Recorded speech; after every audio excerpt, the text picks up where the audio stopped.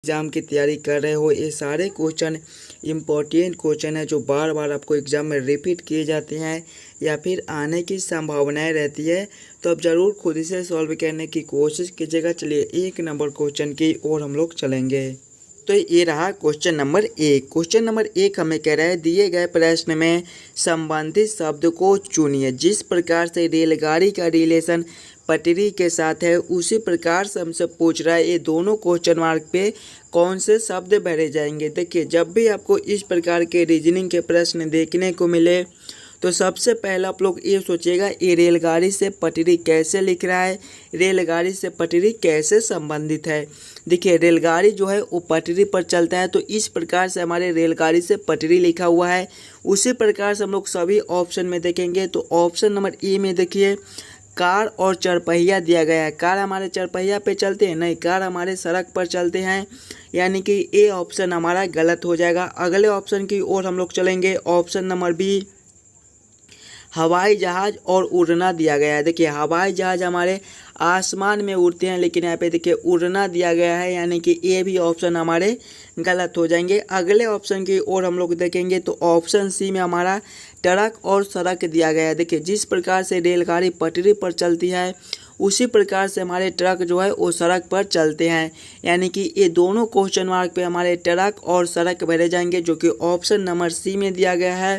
Question number 1 का हमारा option number C सही उत्तर हो जाएगा। चलिए अगले प्रश्न की ओर हम लोग चलेंगे, क्वेश्चन नंबर 2 की ओर। दोस्तों, ये रहा क्वेश्चन नंबर 2। क्वेश्चन नंबर 2 हमें कह रहा है नीचे दिए गए प्रश्न में संबंधित संख्या को चुनिए। प्रश्न हमें कह रहा है जिस प्रकार से 256 का रिलेशन 290 के साथ है उसी प्रकार से हमसे पूछ रहा है 961 का संबंध कौन सा संख्या से होगा, जो ये क्वेश्चन मार्क पे भरे जाएंगे।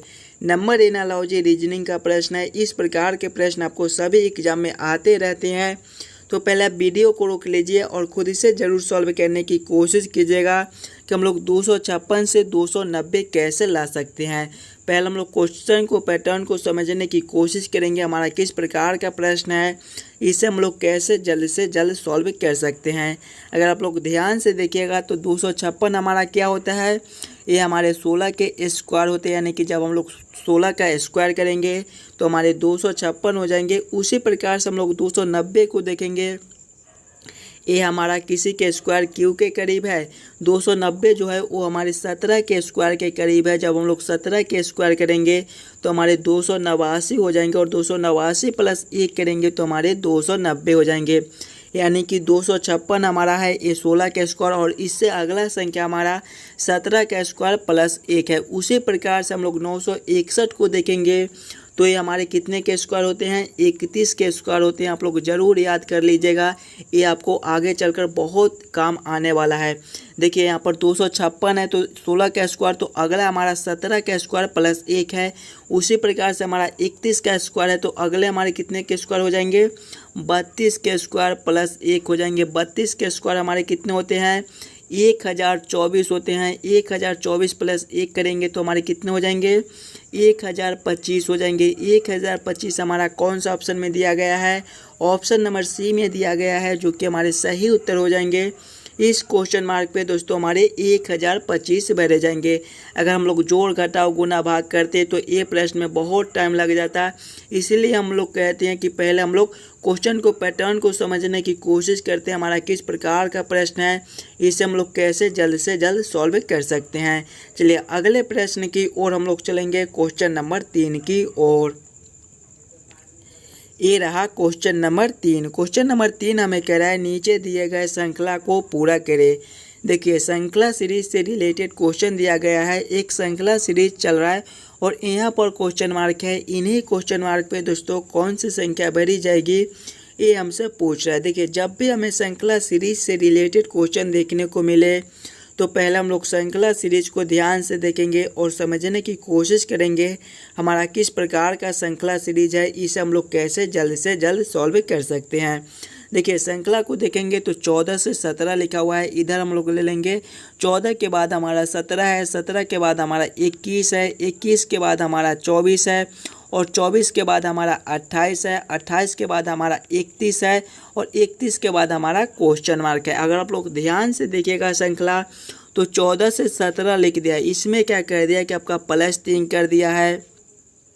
आगे हम लोग देखेंगे तो 17 से 21 लिखा हुआ है, इसमें +4 कर दिया है। आगे देखेंगे तो 21 से 24 लिखा हुआ है, इसमें फिर +3 कर दिया है। आगे देखेंगे तो 24 से 28 लिखा हुआ है, इसमें हमारा +4 कर दिया है। आगे देखेंगे तो 28 से 31 लिखा हुआ है, इसमें हमारा फिर +3 कर दिया है। आगे देखेंगे तो हमारे क्वेश्चन मार्क है। ध्यान से देखिएगा अंतर को और समझने की कोशिश कीजिएगा। देखिए एक बार +3 करता है तो एक बार +4 करता है, फिर एक बार +3 तो फिर एक बार +4। उसी प्रकार से देखिए +3 है तो अगले हमारे फिर +4 के अंतर हो जाएंगे, यानी कि जब हम लोग 31 + 4 करेंगे तो हमारे कितने हो जाएंगे, 35 हो जाएंगे। 35 हमारा कौन सा ऑप्शन में दिया गया है, ऑप्शन नंबर सी में दिया गया है, जो कि हमारे सही उत्तर हो जाएंगे। इस क्वेश्चन मार्क पे दोस्तों हमारे 35 बैठे जाएंगे। क्लियर है। चलिए अगले प्रश्न की ओर हम लोग चलेंगे, क्वेश्चन नंबर 4 की ओर। ये रहा क्वेश्चन नंबर 4। क्वेश्चन नंबर 4 हमें कह रहा है लुप्त संख्या ज्ञात करें। मिसिंग नंबर से रिलेटेड क्वेश्चन है, यहाँ पर क्वेश्चन मार्क है। इन्हीं क्वेश्चन मार्क पे कौन सी संख्या भेजी जाएगी ये हमसे पूछ रहा है। जब भी आपको इस प्रकार के मिसिंग नंबर से रिलेटेड क्वेश्चन देखने को मिले तो पहले आप लोग प्रश्न को, पैटर्न को समझने की कोशिश कीजिएगा। किस प्रकार का प्रश्न है, इसे हम लोग कैसे जल्द से जल्द सॉल्व कर सकते हैं। पहले आप लोग वीडियो को रोक लीजिए और खुद से ज़रूर सॉल्व करने की कोशिश कीजिएगा कि एक क्वेश्चन मार्क पे कौन सा संख्या भरा जाएगा। ध्यान से देखिएगा और समझने की कोशिश कीजिएगा। अगर हम लोग इस लाइन से प्रश्न को देखते हैं तो हमारा बड़ा संख्या 125 है, फिर हमारा 513 है और फिर हमारा 536 है। ऐसे प्रश्न को पहले हम लोग इस लाइन से सॉल्व करने की कोशिश करेंगे। 4, 5 और 6 से 125 कैसे लिख रहा है, 8, 9 और 7 से 513 कैसे लिख रहा है। उसी प्रकार से हम लोग सोचेंगे 11, 6 और कौन सा यहाँ पे क्वेश्चन मार्क के जगह पे संख्या को रखेंगे ताकि हमारा 536 बन जाए। देखिए अगर तीनों संख्या को आपस में पहले हम लोग गुना कर लेते हैं। 4 गुना 5 करेंगे तो कितने हो जाएंगे, 20 हो जाएंगे, और 20 गुना 6 करेंगे तो हमारे 120 हो जाएंगे। लेकिन यहाँ पे देखिए 125 लिखा हुआ है। अगर इसमें हम लोग बीच वाले संख्या को ऊपर से जोड़ देते हैं, 120 प्लस बीच वाला संख्या 5 है, 120 प्लस 5 करेंगे तो हमारे 125 हो जाएंगे, जो कि देखिए यहाँ पर लिखा हुआ है। वही सेम हम लोग इसमें करेंगे। पहले तीनों संख्या को आपस में गुना कर लेंगे। 9 गुना 8 गुना 9 करेंगे तो 72, 72 गुना 7 करेंगे तो कितने हो जाएंगे हमारे 504 हो जाएंगे। और इसमें जब हम लोग बीच वाले संख्या को ऊपर से जोड़ेंगे तो बीच वाला संख्या हमारा 9 दिया गया है। 504 प्लस 9 हमारे कितने होते हैं, 513 होते हैं। देखिए यहाँ पर लिखा हुआ है। यानी कि इसी प्रकार से इस प्रश्न को हम लोग सॉल्व कर सकते हैं। पहले हमारा 11 और 6 हमें मालूम है और बीच में हम लोग कौन सा संख्या को रखेंगे ताकि हमारा 536 बन जाए। पहले हम लोग ये दोनों संख्या को आपस में गुना कर लेते हैं। 11 गुना 6 करेंगे तो हमारे कितने हो जाएंगे, 66 हो जाएंगे। अब हमें ये मालूम करना है कि हम लोग कौन सा संख्या से गुना करेंगे और उसी संख्या को जोड़ेंगे ताकि हमारा 536 बन जाए। दिमाग लगाइएगा और अभी से भी इस प्रश्न को आप लोग खुद से सॉल्व करने की कोशिश कीजिएगा। देखिए अगर हम लोग 8 को यहाँ पे रख देते हैं, यानी कि गुना 8 प्लस 8 करेंगे तो हमारे कितने हो जाएंगे, गुना 8 करेंगे तो 8 छक 48 हासिल 4, 8 छक 48 और 4 हमारे 52 होते हैं, 528 हो जाएंगे। और 528 में फिर हमें बीच वाला संख्या जोड़ना भी है, यानी कि फिर हम लोग 8 को जोड़ेंगे। 528 प्लस 8 हमारे कितने होते हैं, 536 होते हैं, जो कि देखिए यहाँ पर लिखा हुआ है। यानी कि इस क्वेश्चन मार्क पे जब हम लोग 8 को भरेंगे, यानी कि जब ये तीनों संख्या को आपस में गुना करेंगे तो हमारे 528 हो जाएंगे। और फिर हमें बीच वाले संख्या को ऊपर से जोड़ना था, 528 प्लस 8 करेंगे तो हमारा सभी की तरह यहाँ पर संख्या 536 पूर जाएगा। चलिए अगले प्रश्न की ओर हम लोग चलेंगे, क्वेश्चन नंबर 5 की ओर। ये रहा क्वेश्चन नंबर 5। क्वेश्चन नंबर 5 हमें कह रहा है दोस्तों, किसी कोड भाषा में जोड़ का मतलब गुना है, घटाव का मतलब जोड़ है, गुना का मतलब भाग है और भाग का मतलब घटाव है। तो निम्नलिखित प्रश्न का उत्तर क्या है। प्रश्न है हमारा 56/8 जोड़ 12 घटाव 72 बराबर क्वेश्चन मार्क। इन्हीं क्वेश्चन मार्क पे कौन सी संख्या भरी जाएगी ये हमसे पूछ रहा है। सभी क्वेश्चन इंपॉर्टेंट ही क्वेश्चन है, तो पहले आप खुद से ज़रूर सॉल्व करने की कोशिश कीजिएगा। तभी आप लोग एग्ज़ाम में सॉल्व कर पाइएगा। देखिए जब भी आपको इस प्रकार के रीजनिंग के प्रश्न देखने को मिले तो पहले आप लोग एक बार फिर से प्रश्न को पढ़िए और समझने की कोशिश कीजिए कि प्रश्न क्या कर रहा है। देखिए प्रश्न हमें कह रहा है कि जोड़ का मतलब गुना, यानी कि जोड़ के जगह पे हम लोग गुना को रखेंगे। घटाव का मतलब जोड़ है, यानी कि घटाव के जगह पे जोड़ को रखना है। गुना का मतलब हमारा भाग है, यानी कि गुना के जगह पे हम लोग भाग को रखेंगे।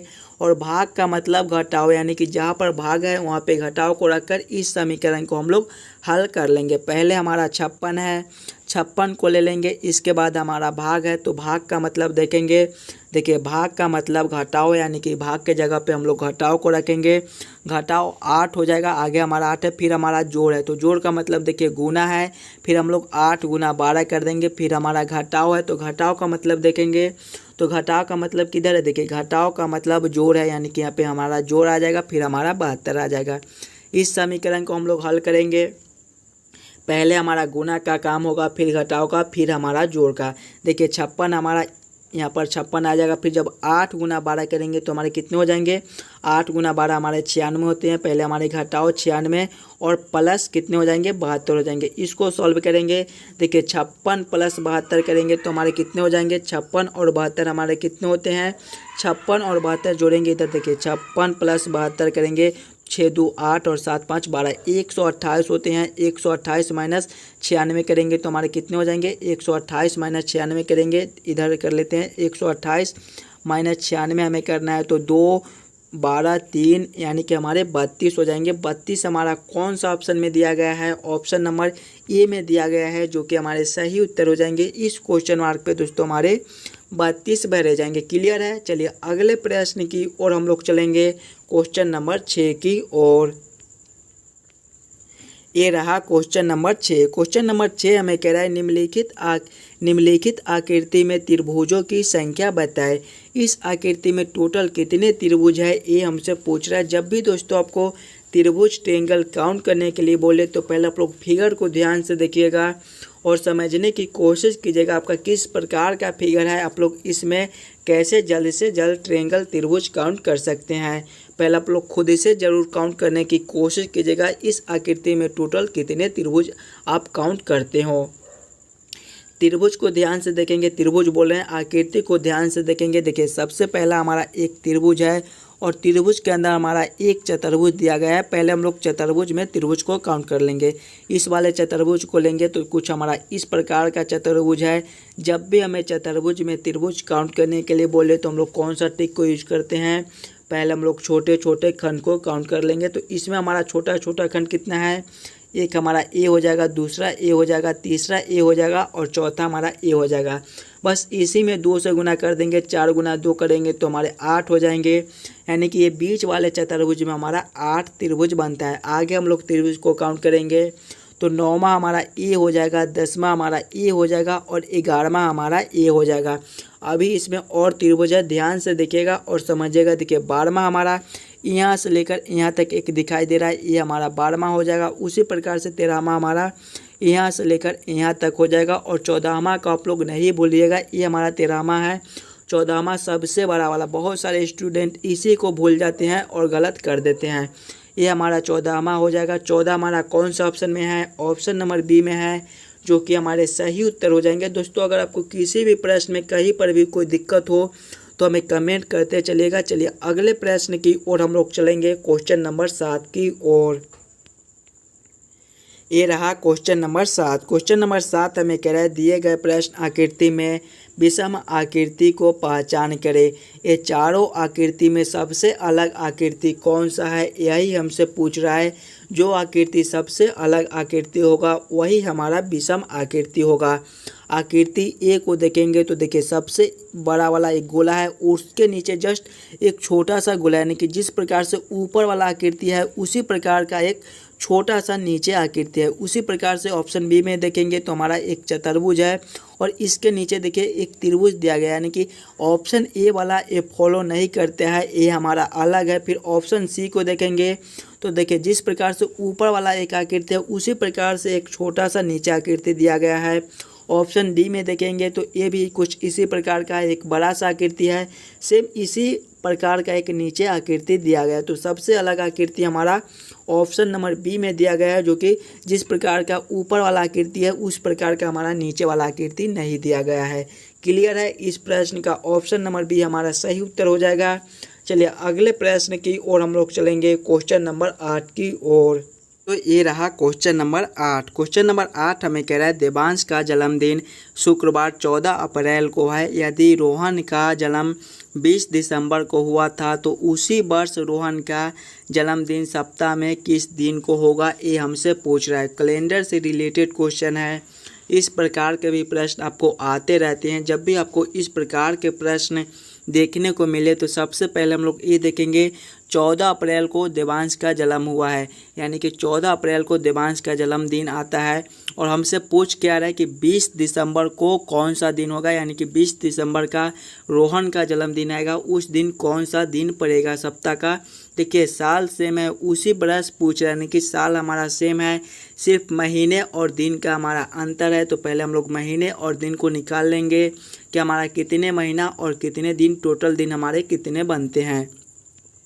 पहले हम लोग देखेंगे तो हमारा 14 अप्रैल है। अप्रैल को देखेंगे तो अप्रैल हमारे कितने दिन के महीना लगते हैं, 30 दिन के लगते हैं। और अप्रैल में देखिए अप्रैल में 14 दिन दिया गया है, 30 माइनस 14 करेंगे तो हमारे 16 हो जाएंगे, यानी कि अप्रैल में हमारे 16 दिन बनते हैं। आगे देखेंगे अप्रैल के बाद हमारा कौन सा महीना आता है, मई आता है। मई हमारे 31 दिनों के महीना लगते हैं। आगे देखेंगे मई के बाद हमारा कौन सा महीना आता है, जून आता है। जून हमारे 30 दिनों के महीना लगते हैं। आगे देखेंगे जून के बाद हमारा कौन सा महीना आता है, जुलाई आता है। और जुलाई हमारे 31 दिनों के महीना लगते हैं। जुलाई के बाद हमारा कौन सा महीना आता है, अगस्त आता है। और अगस्त भी हमारे 31 दिनों के ही महीना लगते हैं। और अगस्त के बाद हमारा कौन सा महीना आता है, दिसंबर आता है। और ध्यान से देखिएगा यहाँ पर 20 दिसंबर दिया गया है, यानी कि दिसंबर में हमारा 20 दिन बनता है। टोटल दिन को जोड़ेंगे 16 + 31 + 30 + 31 + 31 + 20 करेंगे तो हमारे 159 हो जाएंगे। आप लोग जोड़ लीजिएगा, यानी कि टोटल दिन हमारा 159 दिन निकल कर आता है। यानी कि 14 अप्रैल को शुक्रवार दिन था, तो 159 दिन बाद हमसे पूछ रहा है कि कौन सा दिन होगा। अब हम लोग कैसे दिन निकालेंगे 159 दिन के बाद कि हमारा कौन सा दिन होगा, तो इसमें हम लोग 7 से भाग कर देंगे। 7 से इसलिए भाग करेंगे कि सप्ताह हमारे 7 दिन के होते हैं। 7 दिन के बाद हमारा दिन जो है वो दोबारा से आ जाता है। जब 159 में हम लोग 7 से भाग करेंगे तो देखिए 7 दूना 14, पहले हमारा लगेगा 1 हमारा शेष हो जाएगा, फिर हमारा 9 उतरेगा, तो फिर हम लोग 7 दूना 14 लगाएंगे, तो इस बार शेष हमारा 5 बचेगा। यही शेष हमारा उत्तर हो जाएगा। इसको क्या करेंगे कि हम लोग शुक्रवार में जोड़ देंगे। जब शुक्रवार + 5 हम लोग करेंगे तो हमारे कौन से दिन हो जाएंगे, बुधवार हो जाएंगे। बुधवार हमारा ऑप्शन नंबर डी में दिया गया है, जो कि हमारे सही उत्तर हो जाएंगे। जिस प्रकार से 14 अप्रैल को शुक्रवार दिन था, उसी प्रकार से हमारा 20 दिसंबर को बुधवार दिन रहेगा, यानी कि रोहन का जो जन्मदिन है वो बुधवार दिन को पड़ेगा। चलिए अगले प्रश्न की ओर हम लोग चलेंगे, क्वेश्चन नंबर 9 की ओर। तो ये रहा क्वेश्चन नंबर 9। क्वेश्चन नंबर 9 हमें कह रहा है दिए गए प्रश्न में संबंधित अक्षर को चुनिए। प्रश्न हमें कह रहा है जिस प्रकार से PAL का रिलेशन RDP के साथ है, उसी प्रकार से हमसे पूछ रहा है MRF का रिलेशन कौन सा अक्षर से होगा, जो ई क्वेश्चन मार्क पे भरे जाएंगे। बहुत ही इम्पोर्टेंट क्वेश्चन है। इस प्रकार के भी प्रश्न आपको सभी एग्जाम में पूछे जाते हैं, तो पहले आप खुद इसे ज़रूर सॉल्व करने की कोशिश कीजिएगा। देखिए जब भी हमें इस प्रकार के रीजनिंग के प्रश्न आए तो पहले हम लोग ये सोचेंगे ये PAL से RDP कैसे लिखा हुआ है। इधर हम लोग ले लेंगे, हमारा PAL है और इससे क्या लिखा हुआ है, RDP लिखा हुआ है। अगर हम लोग सिंगल अक्षर को देखते हैं तो देखिए P से R लिखा हुआ है, इसमें आपका +2 है। जब P + 2 हम लोग करेंगे तो हमारे R हो जाएंगे। ए से हमारा D लिखा हुआ है, इसमें हमारा +3 है, ये +3 हमारे D होते हैं। आगे देखेंगे L से P लिखा हुआ है, इसमें हमारा +4 है। जब L + 4 करेंगे तो हमारे P हो जाएंगे। यानी कि पहले अक्षर में +2, दूसरे में +3 और तीसरे में +4 है। वही सेम हम लोग MRF के साथ करेंगे। पहले में +2, दूसरे में +3 और तीसरे में +4 कर देंगे। इधर हम लोग ले लेंगे हमारा MRF है। पहले अक्षर में हमारा क्या करना है, पहले अक्षर में हमारे +2 करना है।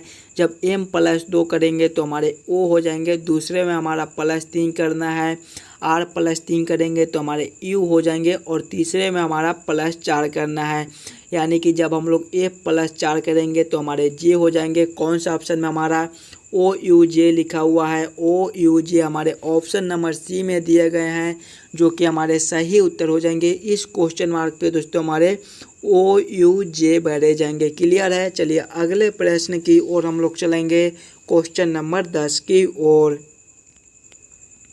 ये रहा क्वेश्चन नंबर 10। क्वेश्चन नंबर 10 हमें कह रहा है निम्नलिखित प्रश्न में दिए गए विकल्पों में से विषम शब्द को पहचान करें। देखिए विषम शब्द चुनने के लिए बोल रहा है, यानी कि प्रश्न हमें कह रहा है कि चारों ऑप्शन में सबसे अलग ऑप्शन कौन सा है, वही हमारा विषम शब्द हो जाएगा। ऑप्शन ए में देखेंगे तो चंद्रमा, ऑप्शन बी में मंगल, ऑप्शन सी में शनि और ऑप्शन डी में हमारे प्लूटो है। देखिए चारों ऑप्शन में सबसे अलग ऑप्शन कौन सा है, ध्यान से देखिएगा। चंद्रमा हमारा एक उपग्रह होता है, बाकी ये तीनों हमारे ग्रह है, यानी कि सबसे अलग हमारा ऑप्शन ए चंद्रमा है। क्वेश्चन नंबर 10 का हमारा ऑप्शन नंबर ए सही उत्तर हो जाएगा। चलिए अगले प्रश्न की ओर हम लोग चलेंगे, क्वेश्चन नंबर 11 की ओर। ये रहा क्वेश्चन नंबर 11। क्वेश्चन नंबर 11 हमें कह रहा है नीचे दिए गए अक्षर श्रृंखला को पूरा करें। देखिए अक्षर श्रृंखला से रिलेटेड क्वेश्चन है।